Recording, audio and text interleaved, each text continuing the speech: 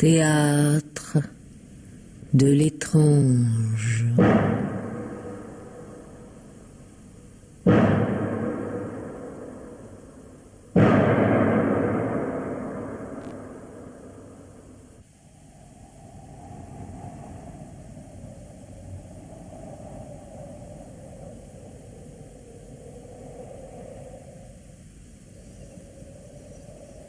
Jamais je n'ai pu retrouver la rue d'Ausseuil.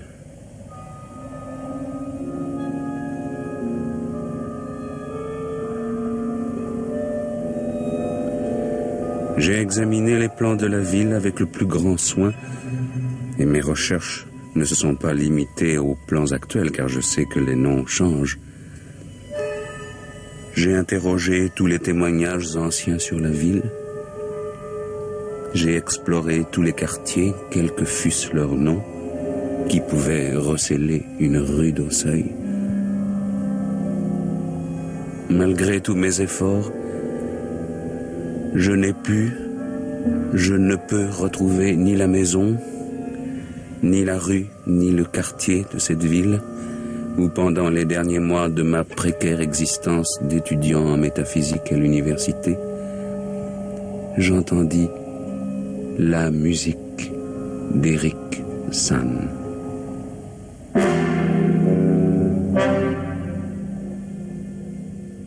La musique d'Eric Zann, d'après Lovecraft, avec Jean Topard, avec Henri Crémieux, Blondeau, et Roger Blin, Eric Zann. Adaptation et réalisation de Claude Mourtet, avec une composition originale de Claude Balif.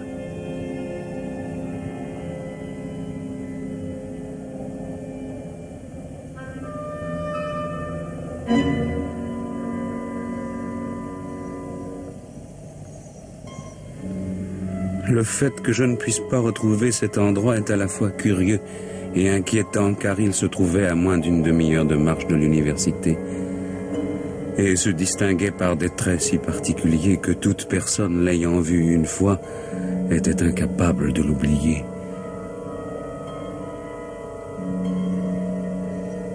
Pourtant, je n'ai jamais rencontré une seule personne qui connût la rue d'Ausseuil.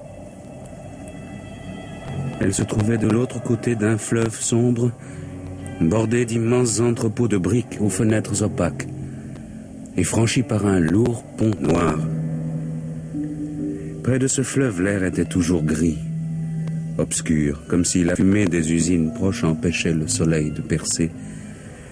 Ce fleuve avait aussi une odeur chargée de relents douteux que je n'ai jamais senti autre part et qui me permettront un jour, peut-être, de le retrouver, car je les reconnaîtrai immédiatement. Au-delà du pont, d'étroites ruelles pavées, longées de grilles. Ensuite, on montait doucement d'abord, puis très vite, on était arrivé à la rue d'Ausseuil. Je n'ai jamais vu de rue aussi étroite et aussi raide. C'était presque une escalade. Elle était fermée à tout véhicule, coupée d'escaliers par endroits et bouchée à son sommet par un mur élevé et couvert de lierre. C'étaient de vastes dalles ou des pavés auxquels s'accrochait comme elle pouvait une végétation d'un vert grisâtre. Les maisons qui bordaient la rue étaient hautes, avec des toits pointus, incroyablement vieilles, et toutes penchaient de la façon la plus fantasque, en avant, en arrière, ou de côté. Parfois, deux maisons qui se faisaient face s'inclinaient l'une vers l'autre, formant une sorte de pont au-dessus de la rue, ce qui l'empêchait naturellement d'être bien clair.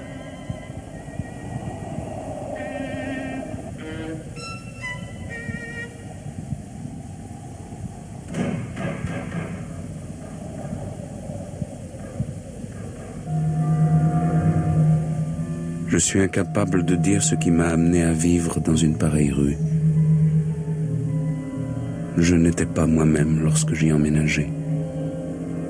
J'avais vécu jusqu'alors dans des endroits misérables, d'où mon manque d'argent m'avait toujours fait partir.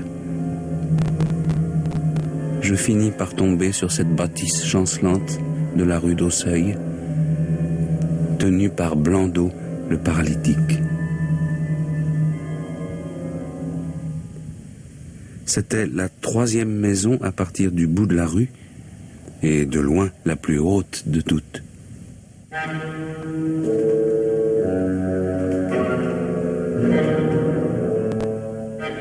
Une chambre? S'il vous plaît, oui, vous avez bien une chambre. J'en ai une au 5e, sur l'étage de la maison qui se habitable.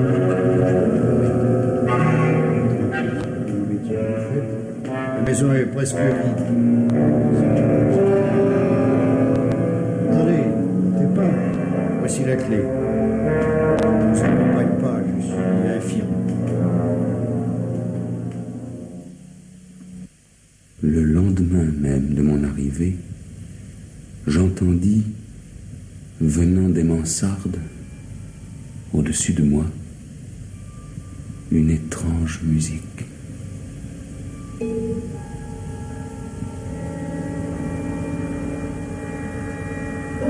Ces notes ensorcelantes, je me les rappelle.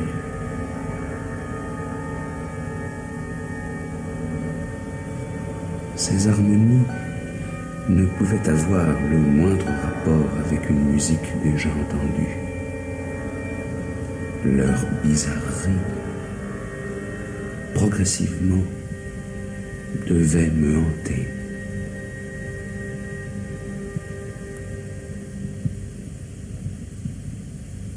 Le lendemain, j'interrogeai le vieux Blondeau. Il me répondit que c'était un vieil Allemand qui jouait de la viole. Un muet, un homme étrange qui faisait partie d'un pauvre orchestre d'opéra.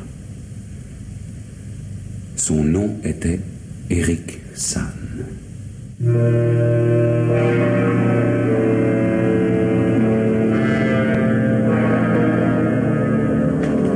C'est lui qui a choisi cette mansarde où il est seul, parce qu'il a la manie de jouer la nuit, après son retour du théâtre.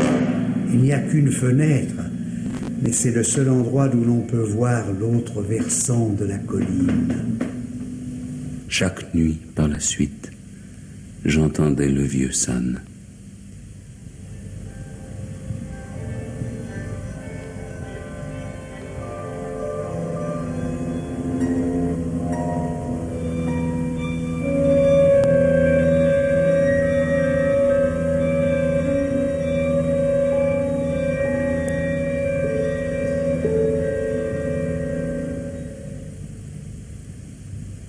Finalement, au bout d'une semaine, je me décidai à faire la connaissance du vieux musicien muet.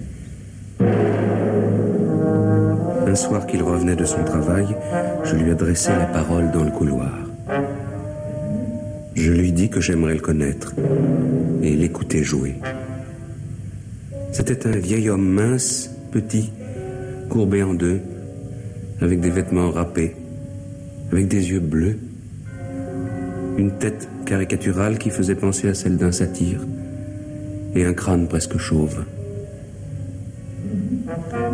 À mes premiers mots, il parut à la fois furieux et effrayé. Mais mon bon vouloir était si évident qu'il finit par se radoucir. Il me fit signe de le suivre dans l'escalier noir et branlant qui menait chez lui.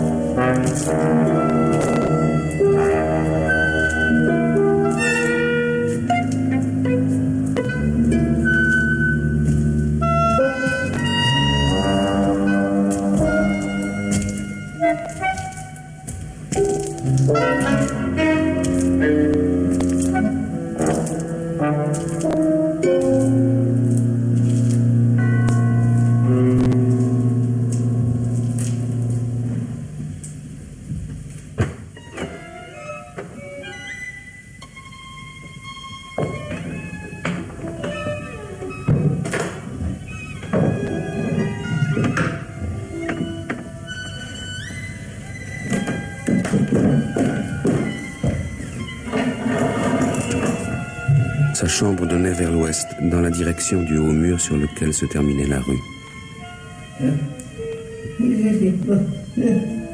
Déjà très grande, son extraordinaire abandon, sa nudité presque totale, la faisait paraître immense.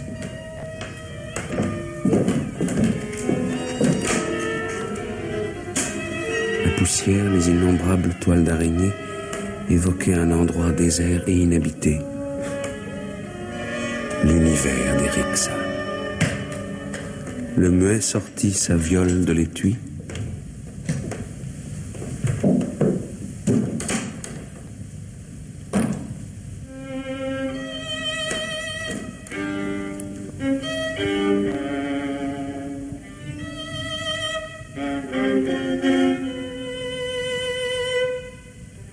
Mais cette musique n'était pas celle que j'avais entendue de ma chambre les autres nuits.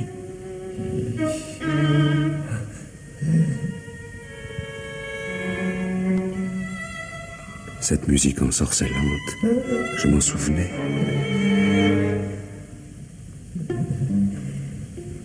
Si bien que je demandais à Eric Zann s'il voulait bien m'en rejouer quelques passages. Sur le visage du vieil homme apparut ce curieux mélange de colère et de frayeur que je lui avais vu lorsque je l'avais abordé pour la première fois.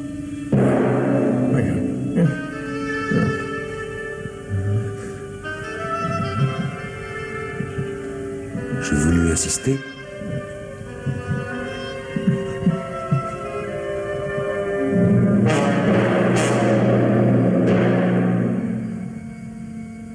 J'essayais même de siffler un des airs que j'avais entendu la nuit précédente.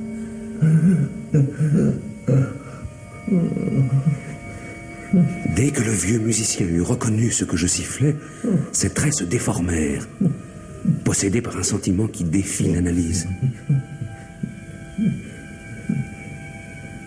En même temps qu'il levait sa longue main froide et osseuse pour me fermer la bouche et m'imposer silence.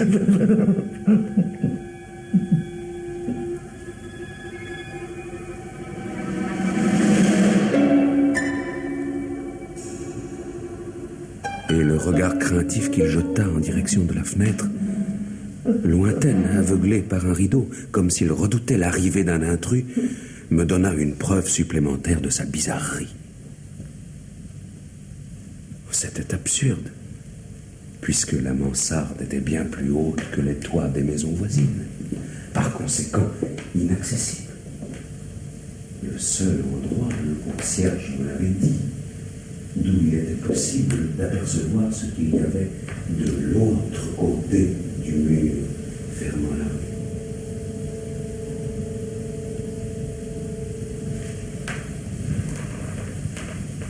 J'étais allé à la fenêtre et j'en aurais tiré le rideau si le vieillard, avec une rage mêlée de terreur, ne s'était précipité sur moi. Il empoigna mes vêtements pour me faire reculer et me fit clairement comprendre qu'il entendait me mettre à la porte. Je lui demandai sèchement de me lâcher, ajoutant que j'allais partir sur le champ. Et quand il vit que j'étais blessé et furieux, sa propre colère parut s'apaiser.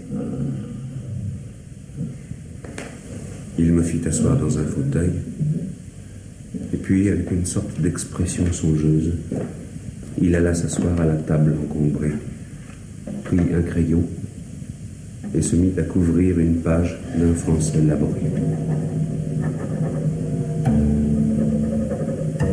Eric Zann me disait qu'il était âgé, solitaire et sujet à d'étranges terreurs, à des troubles nerveux non sans rapport à son art et avec d'autres choses aussi. Il était très heureux que je fusse venu l'écouter, espérait que je reviendrais et que je consentirais à oublier ses excentricités. Mais il ne pouvait pas jouer à une personne étrangère les harmonies qui m'avaient frappé, et il ne pouvait pas supporter que quelqu'un lui en parlât. Il ne s'était pas rendu compte, jusqu'au moment où je l'avais abordé dans le couloir, que je pouvais l'entendre jouer de ma chambre.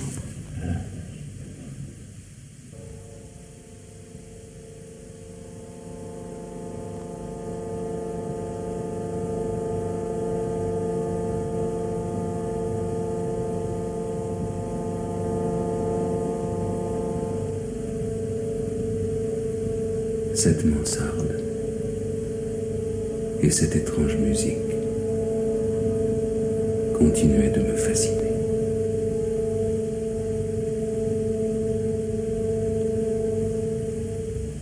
J'éprouvais un désir presque insurmontable d'aller regarder par cette fenêtre, par-dessus le mur, le versant invisible de la colline. Les toits, le vaste et vertigineux panorama des toits, baignés par la lune.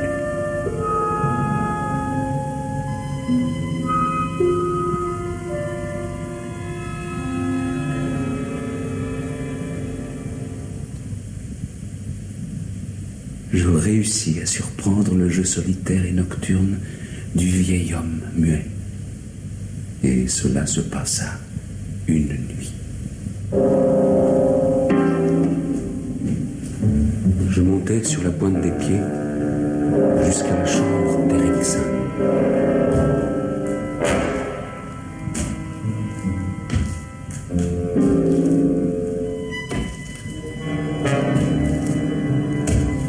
Là, dans ce couloir étroit, devant cette porte fermée, le trou de la serrure bouché, j'entendis des bruits qui me remplissaient d'une anxiété indéfinissable.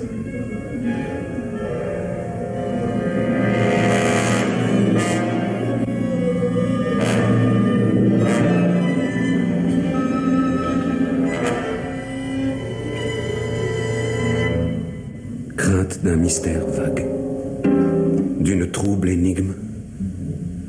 Non pas que ces bruits fussent désagréables à l'oreille, ils ne l'étaient pas. Mais cela ne rappelait absolument rien de connu sur Terre.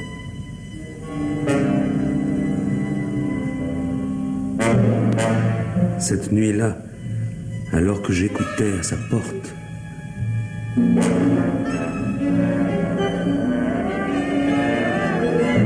j'aurais douté de ma précaire santé mentale s'il ne m'était parvenu de derrière cette porte la preuve atroce que le drame était bien réel.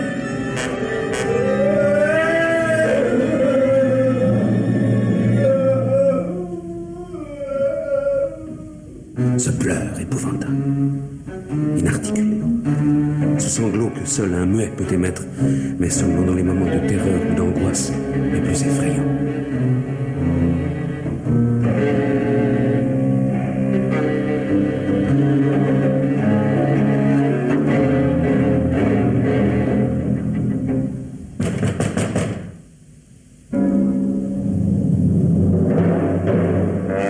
Resté à attendre dans ce couloir obscur, tremblant de froid et de crainte.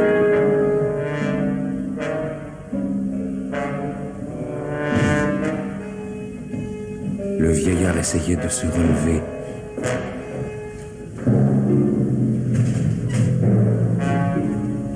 J'entendis Erikson tituber dans la chambre, fermer les volets et la fenêtre, puis revenir péniblement à la porte.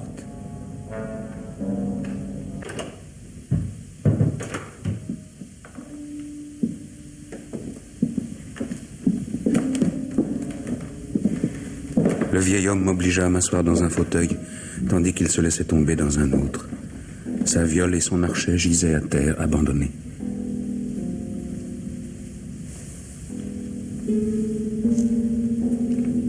Il resta assis un long moment sans rien faire, hochant bizarrement la tête, et curieusement, comme s'il était en train d'écouter quelque chose.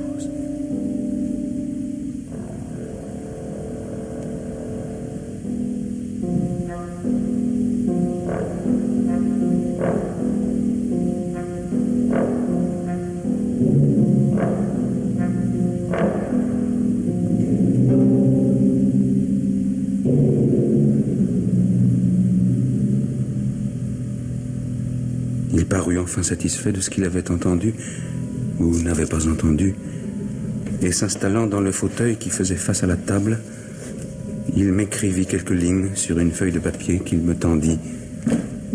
Puis il retourna à la table et se remit à écrire. Ces quelques lignes m'imploraient, au nom de la pitié humaine et de ma propre curiosité, d'attendre qu'il eût fini d'écrire. Il me ferait un compte-rendu détaillé, en allemand, de toutes les merveilles et de toutes les horreurs qui l'obsédaient.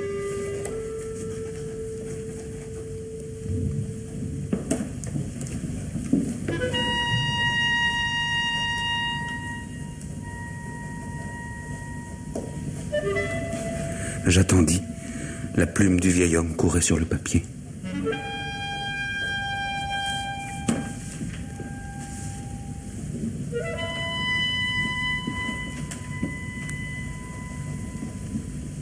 Cela arriva 1 heure plus tard. J'attendais toujours. Je regardais les feuillets couverts d'une écriture fiévreuse, s'empiler les uns sur les autres. Je vis soudain le vieux Sam se contracter, comme sous l'effet d'un choc très violent.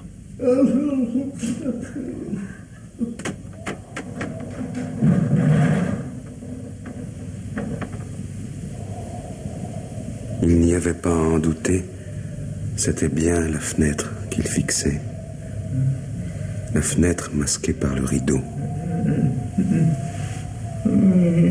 Puis, j'eus vaguement l'impression d'entendre moi-même un son. Rien d'horrible, mais bien plutôt comme une note musicale merveilleusement sombre, infiniment distante, comme on aurait pu lancer un musicien d'une des maisons voisines ou d'une retraite située au-delà du grand mur par-dessus lequel je n'avais toujours pu regarder. Sur Sam, en tout cas, l'effet fut terrible. Abandonnant sa plume, il se leva brusquement, s'empara de sa viole et se mit à jouer la musique la plus folle qui me soit jamais parvenue aux oreilles.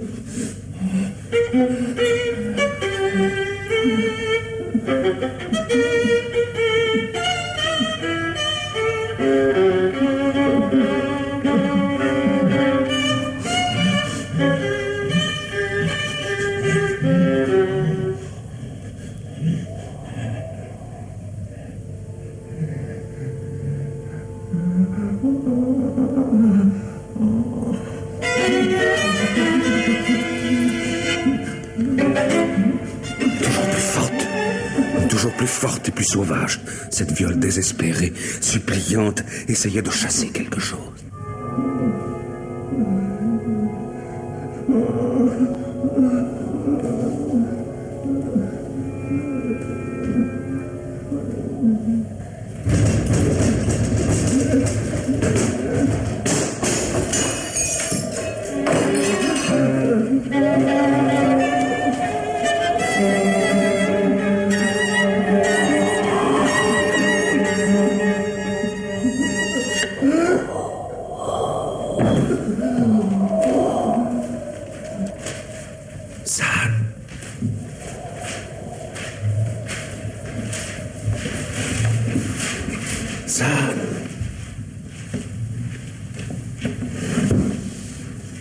Eric,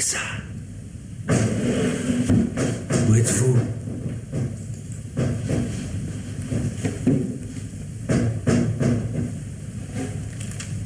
Il me revint alors en mémoire ma vieille envie de regarder par cette fenêtre la plus haute de la plus haute maison de la rue d'Auxerre, d'où l'on pouvait sans doute apercevoir l'autre côté du mur et la ville endormie à ses pieds. Il faisait nuit, mais les lumières de la ville brûlaient encore et je m'attendais à les voir à travers la pluie et le vent. Mais quand je regardais de cette mansarde aérienne, quand je regardais le dos aux bougies clignotantes, le dos à cette chambre maintenant silencieuse, je ne vis rien.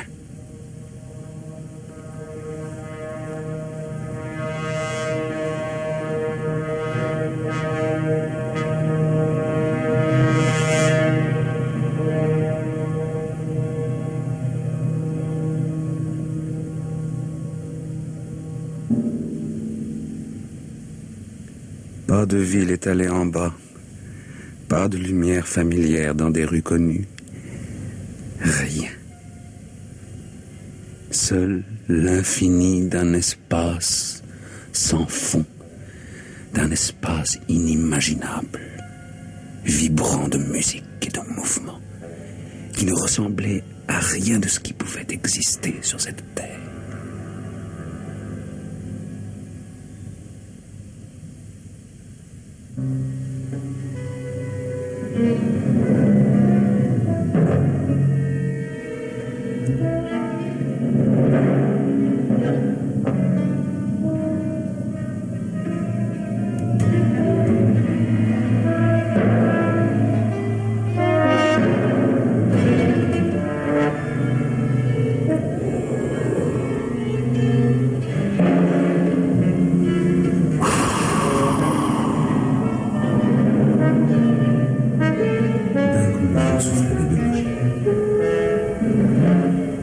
J'étais dans une obscurité impénétrable. Seul.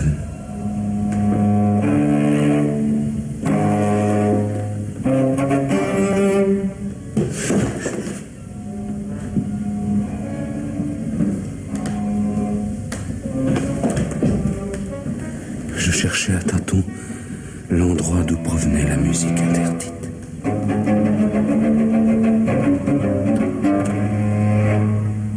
Nous sauver, Erikson et moi. Je pouvais le tenter, quels que fussent les pouvoirs auxquels j'avais à faire face.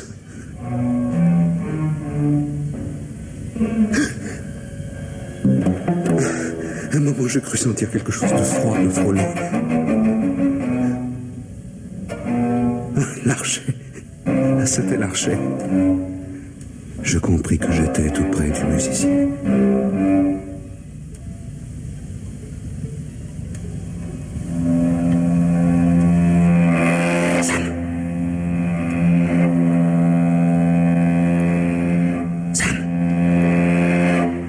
Je rencontrais le dos de son fauteuil.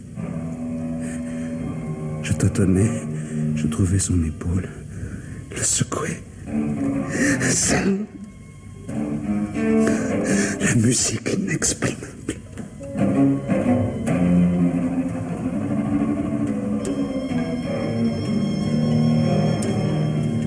Enfin, ma main rencontra l'oreille de Sam. Et je frémis sans comprendre pourquoi.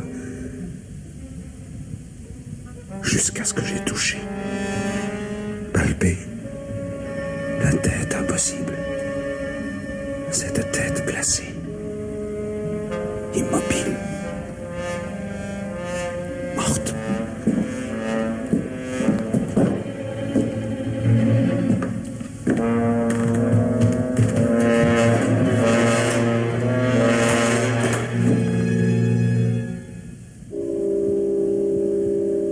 J'ai dévalé 4 à 4 sans rien voir les interminables escaliers de cette bâtisse obscure, dévalé sans m'en rendre compte, cette rue étroite, antique, raide, coupée de marches, bordée de maisons chancelantes, trébuchée sur les pavés inégaux des rues basses, entre les murs aveugles, jusqu'au fleuve. J'ai couru enfin jusqu'à l'autre bout du pont immense, confondu dans la nuit, jusqu'aux avenues, jusqu'aux boulevards larges, rassurants, que nous connaissons.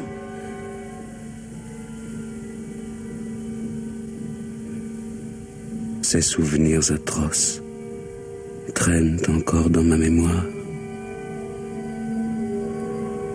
Je me rappelle aussi qu'il n'y avait pas de vent cette nuit-là, que la lune brillait et toutes les lumières de la ville.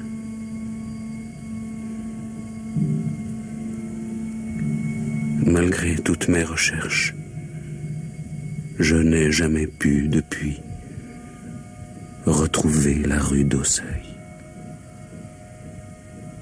Et je ne le regrette qu'à demi, qu'il s'agisse du fait en lui-même ou de la perte au fond d'impensables abîmes. du manuscrit qui seul aurait pu expliquer la musique d'Eric Zann.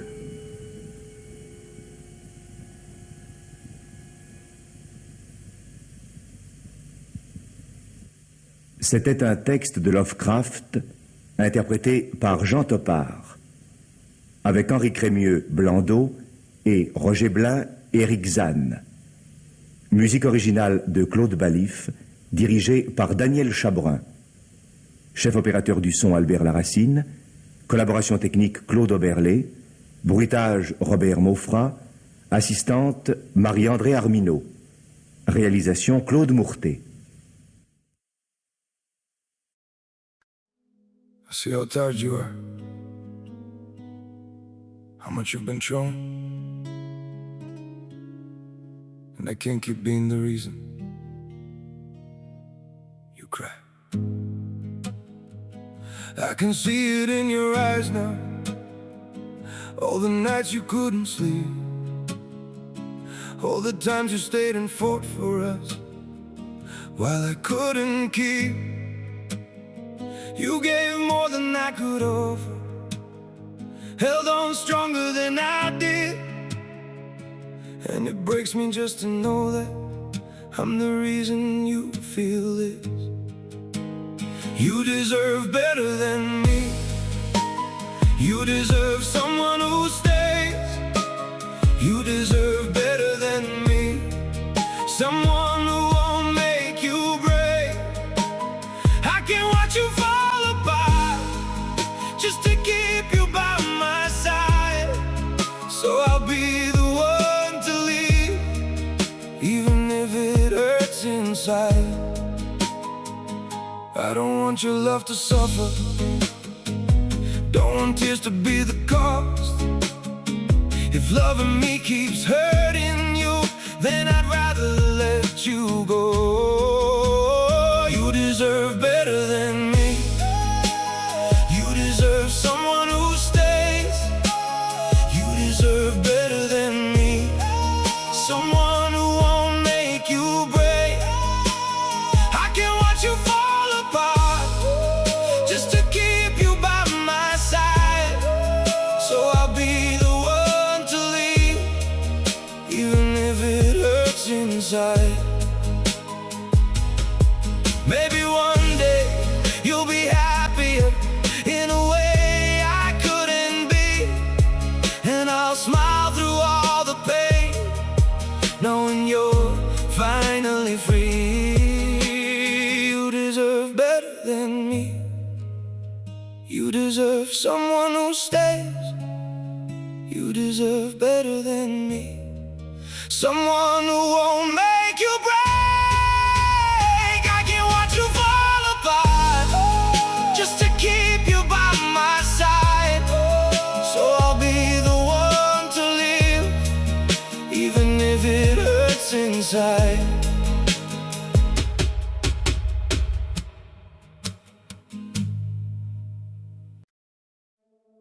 You were brighter before me, lighter, freer. I don't want to be the reason you forgot who you are. You used to laugh a little louder, used to shine without a doubt. Now I see you growing quieter every time we're falling out. You gave pieces of your whole self just to keep us from the end, but I never wanted loving me to cost you who you've been. Go be you again, be free again, be the girl you used to be. Go be you again, be free again, don't lose yourself in me. You don't need to stay and fight, you don't need to break for us. If loving me means losing you, then leaving is enough. I don't want your heart to carry all the weight I couldn't hold. You deserve a life that's lighter, not a love that feels so cold. Go be you again, be free again, be the girl you used to be. Go be you again, be free again. Don't lose yourself in me. You don't need to stay and fight. You don't need to break for us. If loving me means losing you, then leaving is enough.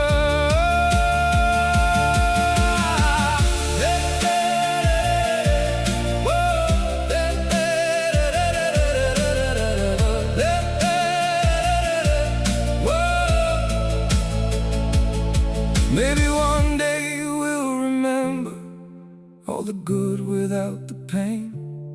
But right now I'd rather lose you than see you fade away. Go be you again, be free again, be the girl you used to be. Go be you again, be free again.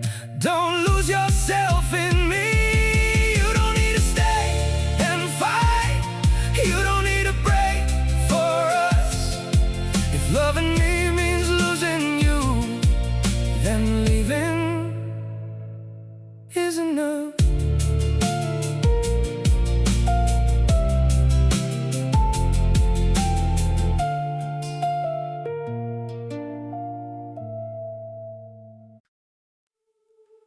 If I could, I'd give it all back to you. Your time, your love, your youth, so you could walk away lighter. You gave me all your young years, all the love you had to give, every dream you shaped around me, like I was the life you'd live. Now I see the weight I left you, all the tears I never knew, and it kills me thinking I'm the one who took that all from you. I'd give it back, I'd give it back, every moment that you lost. I'd give it back, I'd give it back, every tear it ever cost, so you can walk away from me with a heart that's not this torn. Forget my name, start again, find a love that feels like home.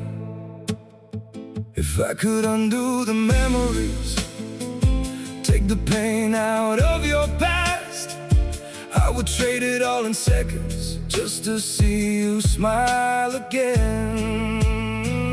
I'd give it back, I'd give it back, every moment that you lost. I'd give it back, I'd give it back, every tear it ever cost, so you can walk away from me with a heart that's not this torn. Forget my name, start again, find a love that feels like home.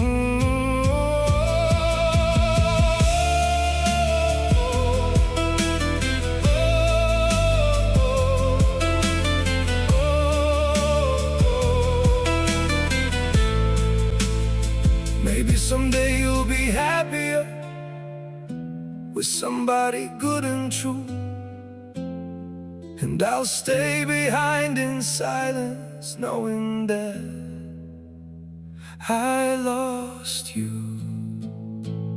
I'd give it back, I'd give it back, every moment that you lost. I'd give it back, I'd give it back, every tear it ever cost, so you can walk away from me with a heart that's not this torn. Forget my name, start again, find a love that feels like home.